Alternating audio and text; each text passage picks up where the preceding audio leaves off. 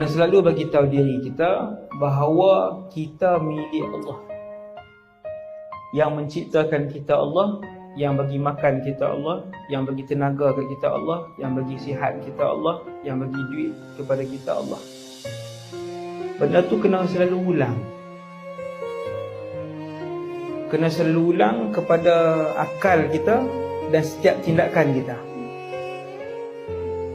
Sampai kepada satu hari kita akan jadi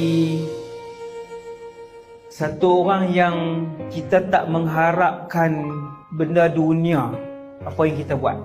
Orang puji pun kita semayang 8 rakaat duha, orang tak puji pun 8 rakaat. Orang bagi duit pun kita suka, orang tak bagi duit pun kita suka. Biasa. Sampai tahap tu, satu hari nanti. Bila kita selalu bagi tahu diri kita kepada diri kita sendiri, kita sendiri beritahu kepada diri kita sendiri, kamu milik Allah, kamu buat itu untuk Allah, kamu buat itu kerana Allah, bukan kerana makhluk. Sampai satu hari 1,000,000 orang puji kita pun kita adalah A, 1,000,000 orang kutuk kita, kita kekal A. Tak ada apa, biasa aja. Kutuklah 1,000,000 orang, pujilah 1,000,000 orang, macam tu dia. Alhamdulillah. Sebab ketika itu kita untuk Allah.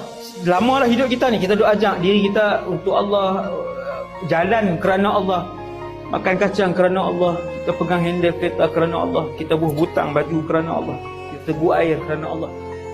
Macam tu. Bila ajak selalu, satu hari nanti kita akan rasa keadaannya. Wallahu a'lam.